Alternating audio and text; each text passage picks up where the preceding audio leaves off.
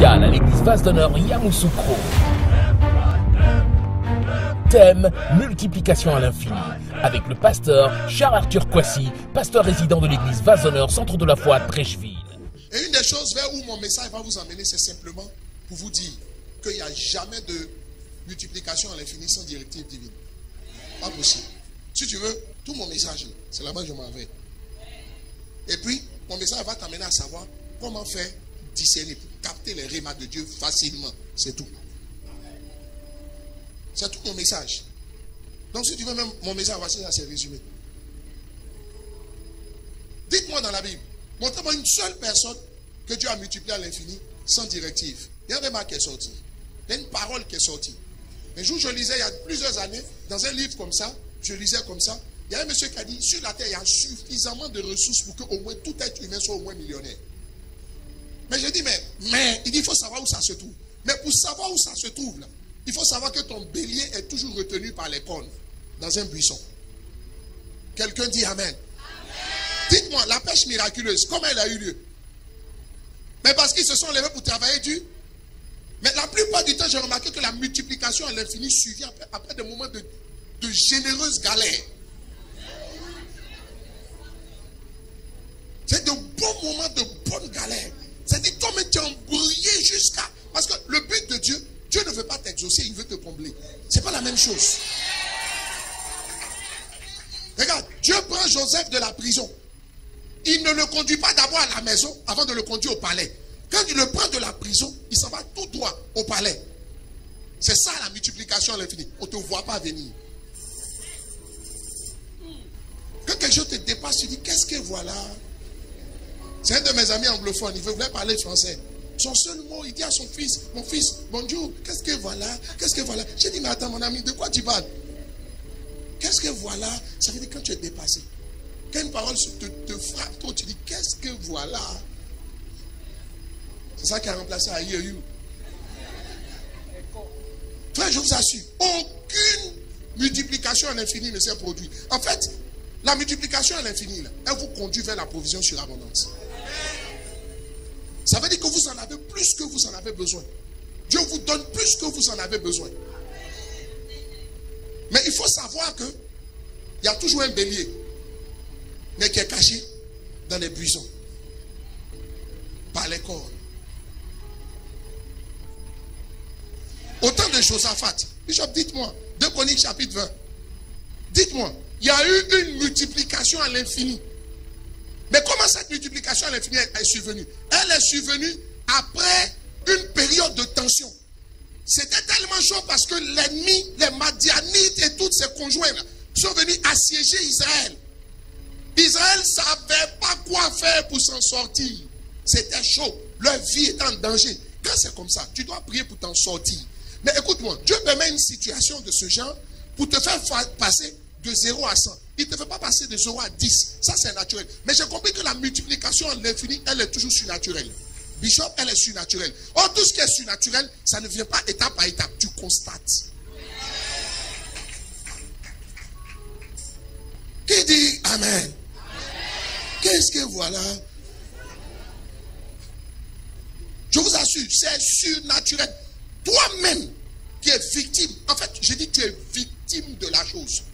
Tu ne la vois pas venir. Tu constates que tu es catapulté. Les gens qui t'ont connu, qui ont toujours marché avec toi, ils se disent, mais qu'est-ce qui se passe? Regardez, les mêmes gens qui étaient dans la prison avec Joseph, le lendemain, ils se retrouvent être leur chef. C'est-à-dire, il a fini même avec leur chef. Il est à la tête de l'Égypte. Et Pharaon dit, si tu gères tout, sauf moi. Qu'est-ce que voilà? Est-ce que vous savez que quand Israël a vu la manne qui tombait du ciel, ils ont dit, c'est quoi ça? En fait, c'est qu'est-ce que voilà? C'est ça, on a traduit par la manne. Parce que la manne, ça signifie, c'est quoi ça? Oh, c'est quoi ça? C'est qu'est-ce que voilà? Une directive divine. Une directive divine. Regardez. Oh my goodness. La Bible dit, ils ont pris 4 jours pour piller, pour rassembler les biens. Attends, dis-moi, Bishop, depuis qu'on va en guerre avec tous ces biens, depuis quand quelqu'un quand ça a fait la guerre, et puis quand ça a la guerre, il s'en vidé ses comptes en main et puis met tout son argent sur lui. Ça dit que quand Dieu veut multiplier, les ennemis, ils deviennent comme fous. Ils font des choses qui n'ont pas de sens. Eux-mêmes, ils ne savent même pas pourquoi ils font ça. Non, quelqu'un ne dit pas un bon amen ici. Mais tu sais quoi? Parce que non seulement Dieu délivre Israël, mais en plus, en les délivrant, ils prennent tous les biens de leurs ennemis. Tu passes d'une période de pression extrême à une période de bien-être extrême. Wow. Où est la transition? On ne voit pas. C'est pourquoi je prophétise que sans transition, Dieu te prendra de là où il est et il te positionnera là où tu dois être.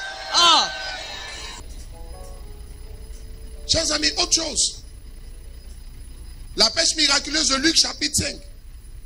Ils ont fini de pêcher. Ils ont échoué. Ils étaient en train de laver leur filet. Vous savez quoi? Ce n'est jamais aussi prêt pour repartir que quand les choses semblent au point mort. Je dis, quand les choses semblent au point mort, ce n'est jamais aussi prêt pour repartir en flèche que quand les choses semblent complètement au point mort. Vous savez ce qui va se passer? Jésus passe par là. Il leur dit, donnez-moi votre bac. Il lui donne leur bac, ils s'en vont sur l'eau. Quand il finit, il dit, maintenant allez en eau profonde. Une directive. Il dit, là-bas, jetez vos filets.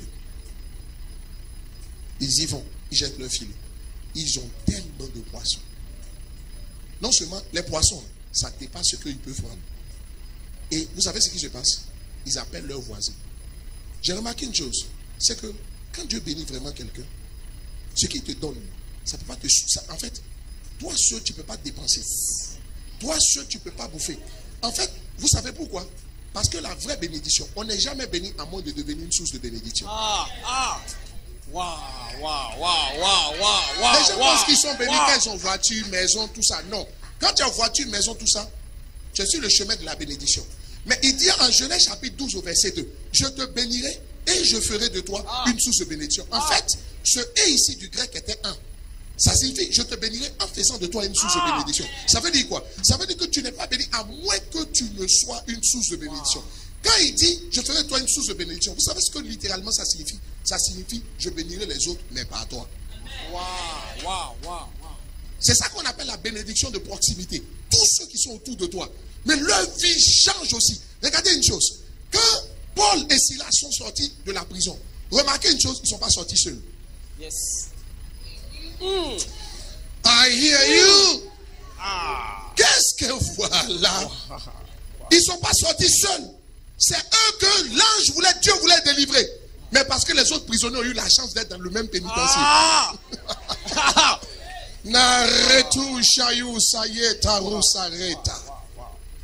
cause d'eux, eux aussi sont sortis de prison.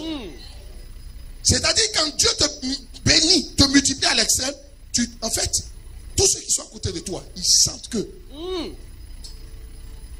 Et quand ils sont intelligents, ils savent que ce n'est pas eux. L'autre n'est pas devenu prospère parce que Dieu n'avait rien à faire avec l'autre. Ce que Dieu avait à faire, c'était avec Abraham. Yes. L'autre avait simplement le bonheur d'être avec la bonne personne.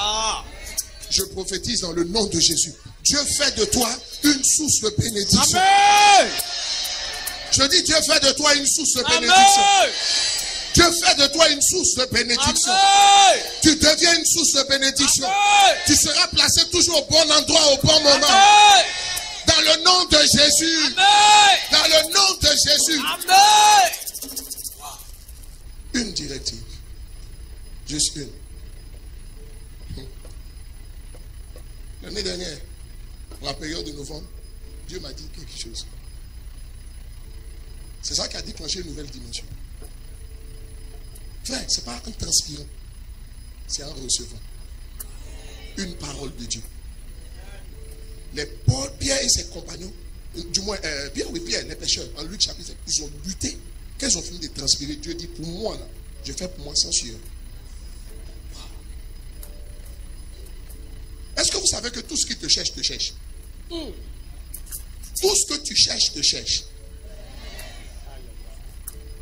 Et tout ce que tu cherches n'est jamais loin de toi. Il dit à Saül, ne te mets pas en peine pour les ânesses que tu as perdues. Elles ont été retrouvées. Cependant,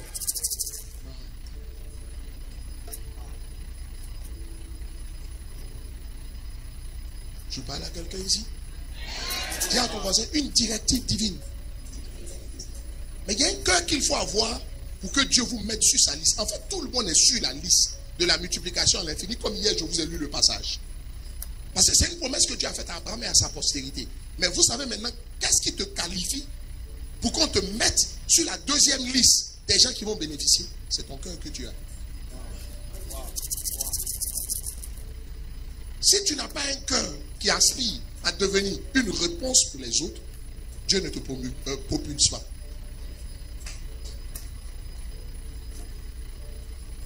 Parce qu'en réalité, ce que Dieu veut, il dit, je cherche un homme qui se tient dans la brèche. Je cherche un homme par qui je vais bénir la vie des autres. Je cherche un homme qui va être la réponse dans son... Je cherche. Dieu cherche toujours pas deux hommes, mais un homme.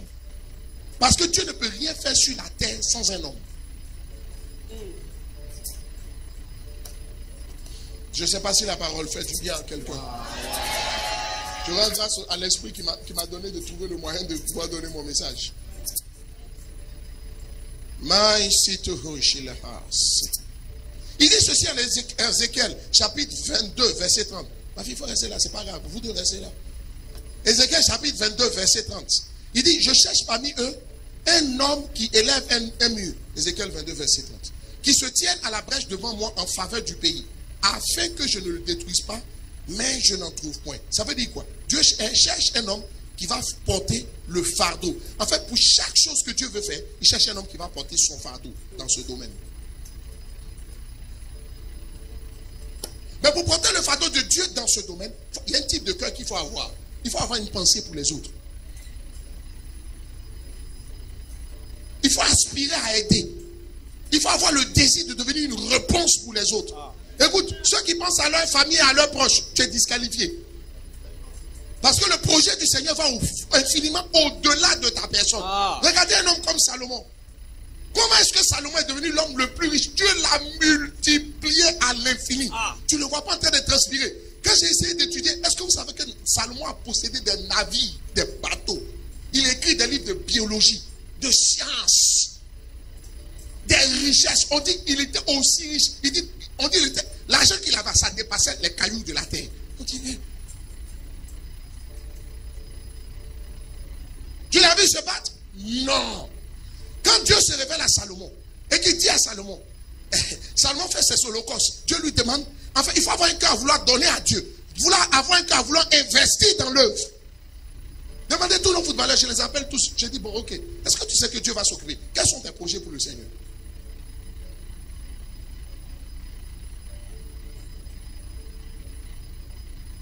Un s'est levé, il dit, pasteur, j'offre un quart. 24 millions. Il dit, pasteur, voici un cash. Un autre se lève. Il dit, pasteur, on a des problèmes. J'offre un groupe électrogène. 20 millions. 110 kVA. Il y a un autre qui se lève. Il n'a même pas de... Il vient et dit, pasteur, toutes les chaises. Nous, on a les chaises comme à Kodesh. Il vient et puis il dit, bon, ok, pasteur, j'ai des projets pour le Seigneur.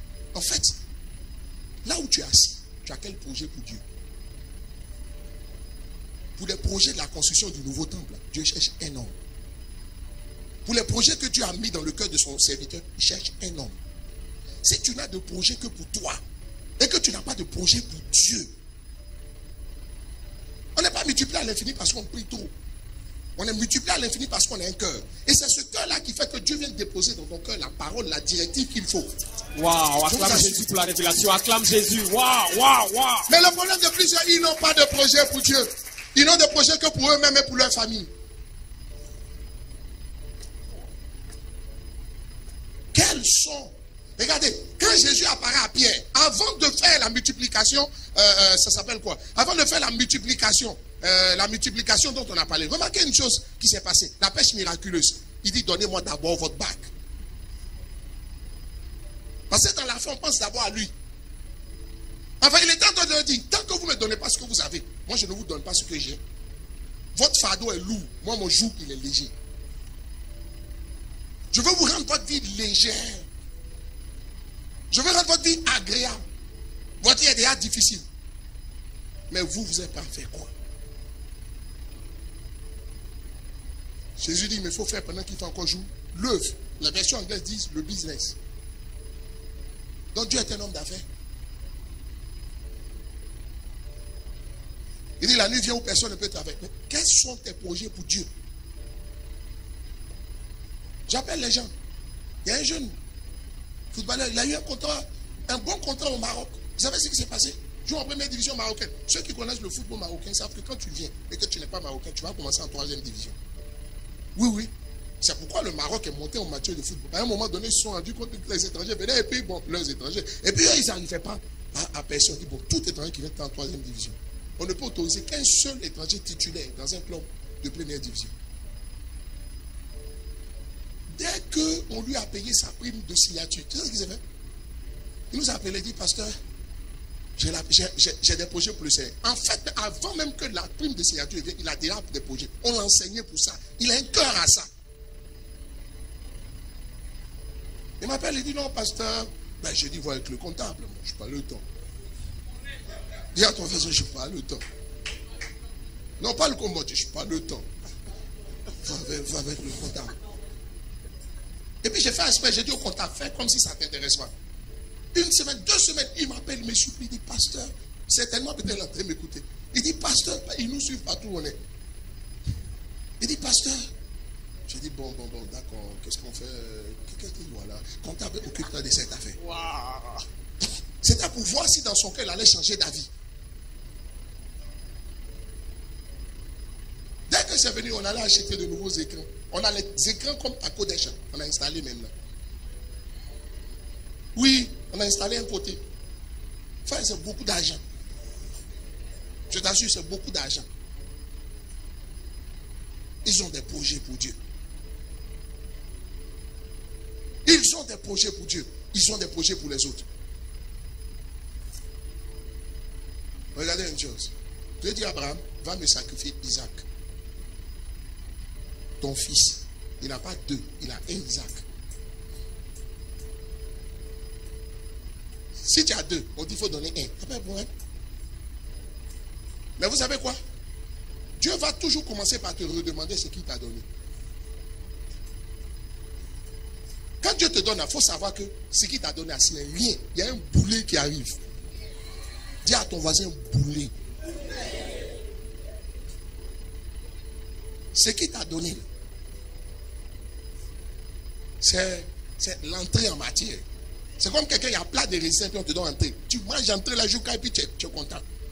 Il y a un plat de résistance qui arrive. Chaque fois que Dieu te donne quelque chose, il faut savoir que ça cache quelque chose d'autre de plus puissant. Dieu a donné à Abraham Isaac. Dieu dit, je ferai toi le père d'une multitude. Mais dans multitude, il lutte pour avoir un. Mais le un que Dieu lui donne, Dieu dit, donne-moi.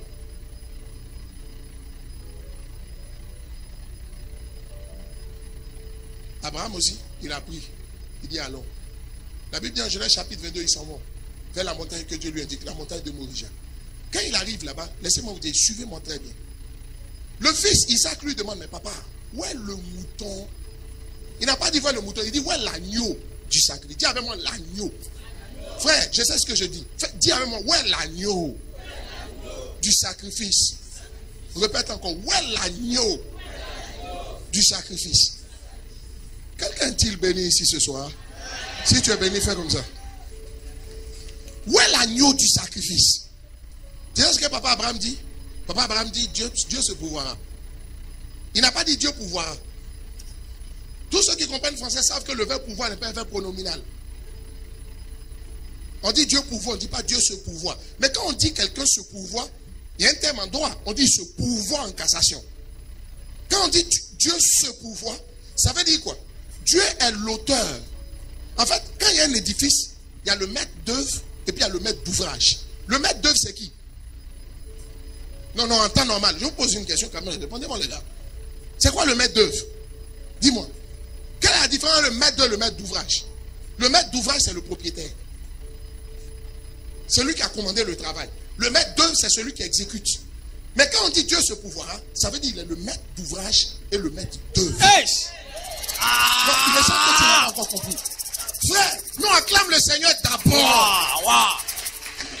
Je suis en train de t'expliquer que si ce que tu fais là, ça vient de Dieu, Dieu va te donner l'idée et puis Dieu va te donner les moyens qu'il faut pour que l'idée, le projet qu'il t'a donné se réalise. Wow.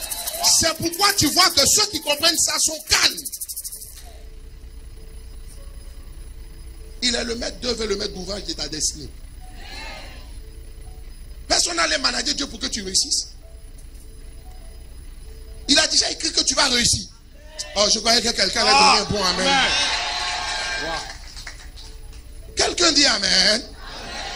Papa, donne-moi un bon amen. Isaac dit, papa, où est l'agneau du sacrifice? Dis avec moi l'agneau. Dis encore l'agneau. Le petit d'un chien, on l'appelle comment? Un chiot. Quand on dit chiot, c'est que c'est son petit. Quand on dit chien, c'est que c'est son adulte. Dis-moi, un chiot et puis chien, qui est plus gros? Répondez-moi, vous savez pas. Donnez-moi le petit de quelque chose, on ne peut plus en dire son nom. Le petit d'un chat, c'est un quoi? Chaton. Entre chaton et puis chat, qui a de l'embonpoint? Ça veut dire que chat est plus puissant que chaton. Chat, c'est la forme adulte et mature. C'est la forme définitive du chaton. Isaac demande à papa, où est l'agneau du sacrifice? Abraham s'en va avec lui. Il le met sur l'autel. Au moment de le tuer, on dit une voix se fait entendre. Mais quand la voix retentit, elle dit Abraham, Abraham. J'aime ça. Dis avec moi Abraham, Abraham. On dit mon père, mon père. Élisée dit mon père, mon père. Ça veut dire quoi? Dieu parle tantôt d'une façon, tantôt d'une autre. Si un plan de Dieu a échoué, il y a un autre plan qui est là. Yes! Il y a toujours un plan de recherche à chaque chose que Dieu. Jésus. Depuis quand vous dites le nom de quelqu'un, Jésus lui-même il dit Élie, Élie, lama sabachthani.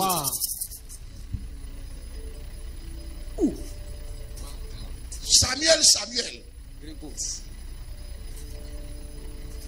Si Dieu t'a parlé une fois que tu n'as pas compris, il va te parler deuxième fois pour que tu comprennes.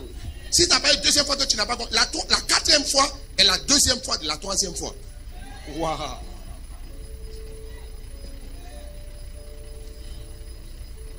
C'est pour ça que les gens d'Israël disent, parce que si tu ne prends pas cette opportunité, c'est fini. Je ris. Je dis, I know my God.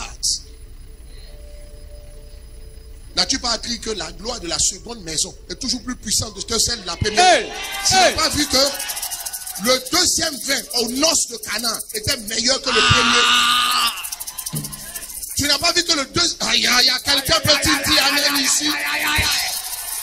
Dieu réserve toujours le meilleur pour la fin. Correct, non? I love it.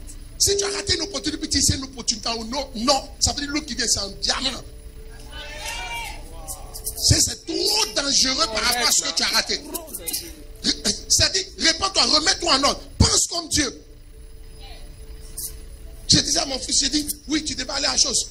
Men's, dans le club où tu devais aller. Mais non, ça c'est petit. Ton club a joué pas Champions League. Et c'est là que j'ai compris que la raison pour laquelle moi-même j'ai prophétisé par l'esprit que c'était pas, même il y a des milliers d'euros, millions, millions. Quelqu'un peut-il dire amen? Mais en fait, c'est parce que Dieu voulait qu'il joue contre les Cristiano Ronaldo.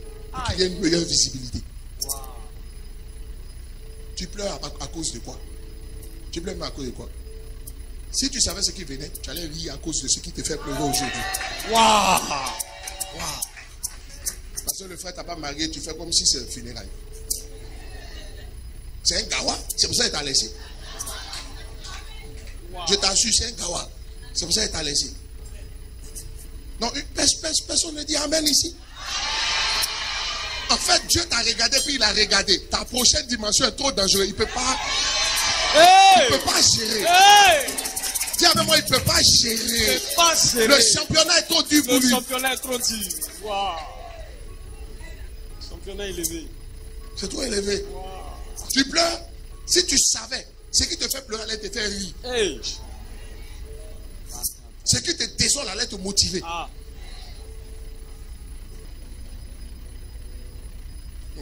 Tu sais quoi? Isaac demande à papa, ouais, agneau de sacrifice. Remarquez bien. Quand Abraham veut égorger Isaac, Dieu lui dit ceci. Alors l'ange de l'Éternel l'appela du ciel et dit, Abraham, Abraham. Depuis quand pour appeler quelqu'un, on dit deux fois son nom? Ça veut dire Dieu est le Dieu de la seconde chance. Ah. Et il dit, me voici. Abraham, Abraham. Maintenant, il te dit, non, tu as loupé la chance de ta vie. Il faut leur dire, quand Dieu appelle les gens, il les appelle 2 fois. Dis-leur qu'on dit Dieu parle tantôt d'une façon, tantôt d'une autre. Dieu ne donne jamais un tantôt. Il donne 2 tantôt. Je ne sais pas, ça fait tantôt et puis tanta. Quelqu'un peut-il dire amen? Je regarde quelqu'un un jour, j'ai dit, mais lui, il pense qu'il parle à qui? Je suis calme. Il dit, pasteur, tu as loupé. J'ai dit, je te donne rendez-vous dans quelques temps. Tu vas venir constater. J'ai dit, le frère, c'est un kawa. Tiens, je vous parle sérieusement. Arrêtez de pleurer pour un type qui est un kawa. Si toi, tu es honnête, juste selon Dieu, maman, c'est un kawa. Alors l'ange de l'Éternel l'appela des cieux et dit, Abraham, Abraham. Et il répondit, me voici. Donne-moi la suite. L'ange dit, n'avance pas la main sur l'enfant et ne lui fais rien. Car je sais maintenant que tu crains Dieu. Ça veut dire que on sait que tu crains Dieu. Mais il y a des jours, quand tu enlèves la part du Seigneur et que tu n'es pas obéi par rapport à Dieu, Dieu dit maintenant. Il dit, n'avance pas ta main sur l'enfant et ne lui fais rien. Car je sais maintenant que tu crains Dieu et que tu n'as pas refusé ton fils, ton unique. Regarde, il y a des choses que tu as refusées à Dieu. Il y a des choses que Dieu t'a données que tu as refusées à Dieu. Voici une chose que j'ai apprise avec le Seigneur. Dieu peut ouvrir tes yeux sur un besoin dans sa maison, et Dieu ne te demandera jamais, toi, de faire le besoin. Souvenez-vous de ce que je vous dis. L'avantage qu'on vous enseigne de cette façon, on vous parle out of experience, à partir de l'expérience. Dieu va ouvrir tes yeux. Regarde, quand tu es dans l'église et que tu as le cœur de la multiplication, tu dis au Seigneur, ouvre mes yeux, c'est ce qu'on doit faire dans ta maison. Quand tu as un projet, associe-le forcément à quelque chose de Dieu. Tu dis, Seigneur, voici dans quoi on y va ensemble. Voici la raison pour laquelle je veux que tu bénisses mes affaires. Voici la raison pour laquelle je veux que tu ouvres cette porte. Voici la raison pour laquelle je veux que tu me donnes un clore. Dieu ouvrira tes yeux si un besoin. Mais il ne te dira pas faire. Ce sera ta décision personnelle. Je vous assure. Je vous assure. Et souvent les gens ne se rendent pas compte. Maman, ils n'ont pas idée de combien de fois nous on a semé pour que nos yeux s'ouvrent. Oui, on a jeûné, on a prié. Mais comment on a semé? Écoutez-moi, tout ce qu'un homme peut recevoir sur la terre, en fait, toute onction que tu vois un homme manifester, c'est quelque chose qui lui a été transféré. C'est comme ça. Dieu donne le noyau. Il ne donne pas 2 manguiers, il donne le noyau. Quand il te donne la mangue, il y a le noyau dedans. Il faut savoir faire bon usage du noyau. Tu mérites qu'on t'élève, tu mérites qu'on te loue, qu'on te loue. Pense aux paroles de ce chant. Tu mérites qu'on t'élève, qu'on t'élève plus haut, qu'on t'élève plus haut. Tu mérites qu'on te loue, tu mérites qu'on te loue, qu'on te loue. Tu mérites qu'on t'élève, mérites qu'on t'élève plus haut, qu'on t'élève plus haut. Regarde, il dit maintenant je sais que tu m'aimes. Il ne savait pas avant, il savait. Mais ça veut dire que dans notre marche avec Dieu, Dieu a besoin constamment qu'on lui renouvelle notre amour. C'est comme une femme qui marche avec un homme. Tous les jours, la femme demande à son mari. Les hommes ne demandent pas souvent, mais la femme demande, chérie, est-ce que tu m'aimes? Chérie, est-ce que tu m'aimes? Chérie, est-ce que tu m'aimes? Généralement, les hommes disent, mais si elle n'aime pas, il fait quoi avec toi? Tu vois un peu? Mais en fait, ça veut dire qu'elle veut toujours une nouvelle révélation. L'église, elle l'épouse de Christ. Ça veut dire que c'est pourquoi c'est naturel que les femmes font ça. Attends, quelqu'un peut-il dire amen? Souvent, les gens disent, Dieu, si tu nous aimes, change notre situation, fais ceci pour nous. Maintenant, aussi lui aussi, il dit, tu l'aimeras le Seigneur ton Dieu de tout ton cœur. Dieu a besoin d'être aimé. Donc, il a besoin que chaque fois tu lui montres que tu l'aimes. Il dit maintenant, n'avance pas ta main sur l'enfant, ne fais rien. Donne-moi le verset suivant. Abraham leva les yeux et vit derrière lui un bélier retenu dans un buisson par les cornes. Et Abraham alla prendre le bélier et l'offrit en holocauste à la place de son fils. Regarde. Ça veut dire que chaque chose que tu es prêt à donner à Dieu, Dieu va la remplacer. Avant même que tu ne la donnes, il y a son remplaçant qui est déjà là.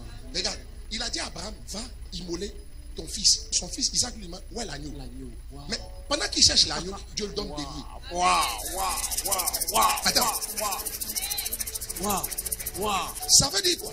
si toi tu es prêt à donner à Dieu un agneau, lui il a déjà préparé un bélier. Hey! Hey!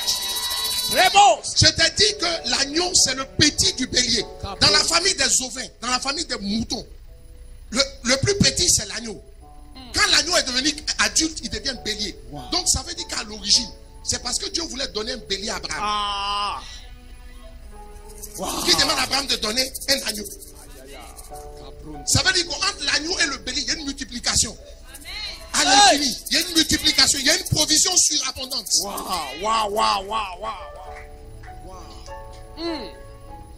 Qui comprend ce que je dis? Wow. Non, nous on comprend ces principes. Tu t'imagines des jeunes gens qui viennent donner des dîmes de 15 millions.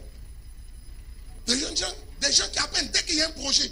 Nous on a construit un temple de 240 millions en 4 mois. Maintenant Dieu aussi multiplie les gens à l'infini. Hey! Wow.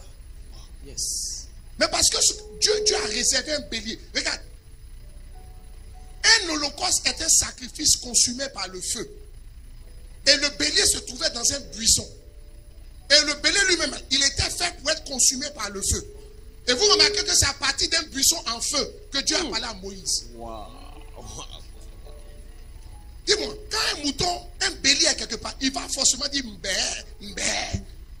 Mais quel est ce bélier qu'elle a? Tout bélier dit mbé, mbé. Dieu n'a pas fermé sa bouche. Mais le bélier disait mbé, mbé. Mais il y a juste que, parce que Abraham n'avait pas encore montré à Dieu qu'il était prêt à lui donner son fils.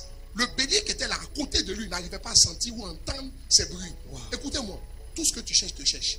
Tu n'es pas loin de ta provision surabondante. Je t'assure. Yes. Wow. Et demain, je vais t'expliquer le mystère du buisson. Toutes les directives que tu cherches se trouvent dans un buisson. Wow.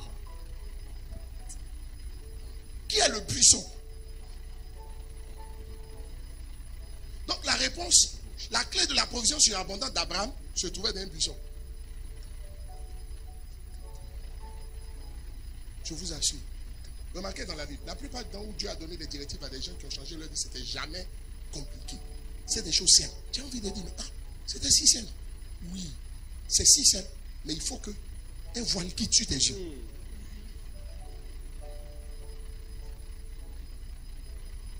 Ça, c'est pour demain.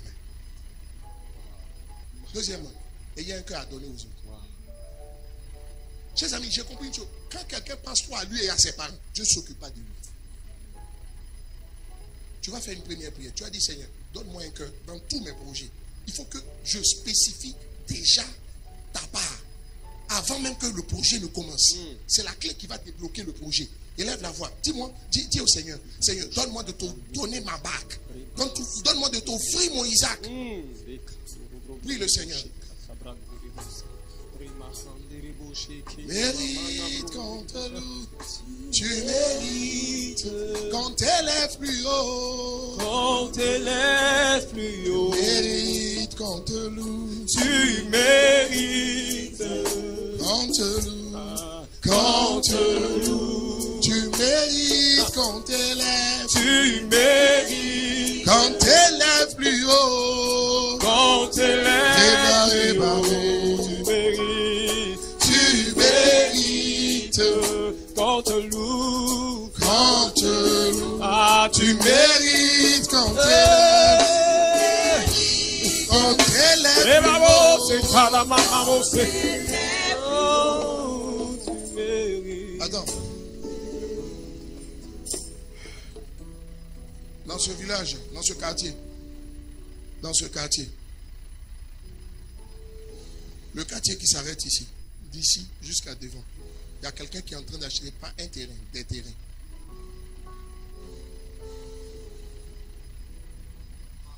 Mais tu sais quoi? Quand tu es en train d'acheter un terrain, est-ce que tu as pensé au terrain de l'église dedans? Tu as pensé au terrain du Seigneur? Je vais te dire, frère, quand même, quand tu... Je m'excuse, je peux parler. C'est quand tu regardes quelqu'un qui a des problèmes, tu sais. Quand tu regardes quelqu'un qui n'a pas de problème aussi, tu sais. Ce que Dieu veut, c'est de savoir si tu l'aimes. Or, quand on aime, on est prêt à tout donner. Regardez, souvent dans le monde, je me dis, mais les gens sont fous, quoi, maman. Ils pensent à la maison, puis t'en donnes une petite. La petite comme ça, puis il prend. C'est la folie. Cette folie, elle s'appelle l'amour. Ça veut dire qu'on aime, là, on peut être fou. On dit Dieu attend d'aimer le monde qu'il a donné. Il y a la folie que l'amour a mené Dieu à faire. Je m'excuse du terme folie. Ça veut dire quand on dit folie, on comprend ici. Ça veut dire l'amour t'emmène à faire des choses que l'intelligence ne peut pas comprendre. C'est ça. Dieu ne demande pas ça à un homme avant d'avoir lui-même démontré cela. C'est comme ça Dieu est.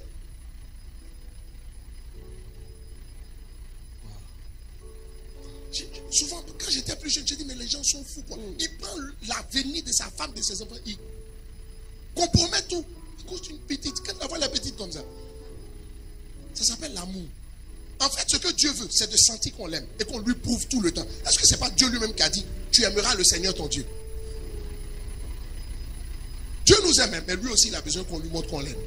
Dans un mariage, il faut qu'il sente que ce n'est pas un mariage de raison, mais c'est un mariage d'amour. Tout ce que tu fais pour Dieu, qui n'est pas pour toi un sacrifice, n'a pas de poids dans le spirituel.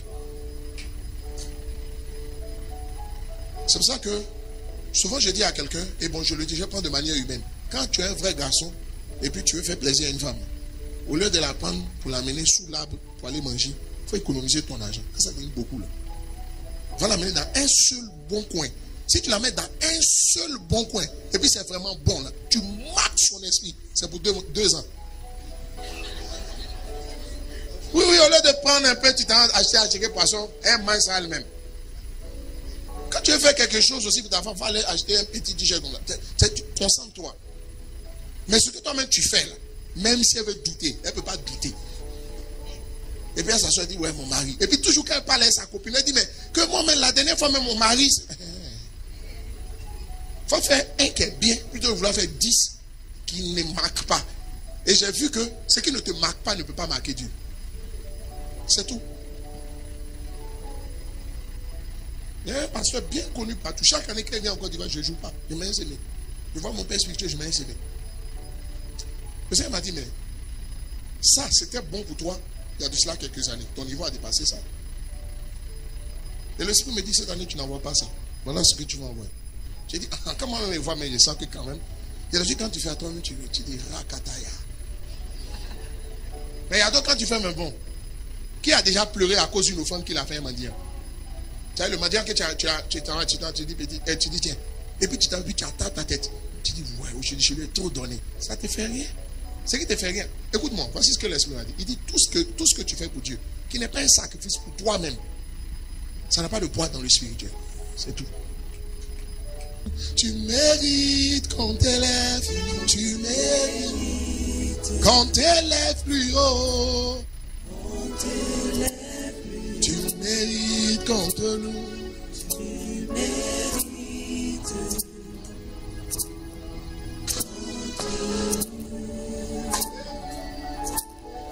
Tu mérites. On t'élève plus haut. Tu mérites. On te loue. Mérite, on t'élève plus haut. Tu mérites, on te loue, Ah, tu mérites qu'on te lève, qu'on t'élève plus haut. Tu mérites qu'on te loue. Qu'on te loue, tu mérites qu'on te lève, qu'on t'élève plus haut. Tu mérites qu'on te loue, tu mérites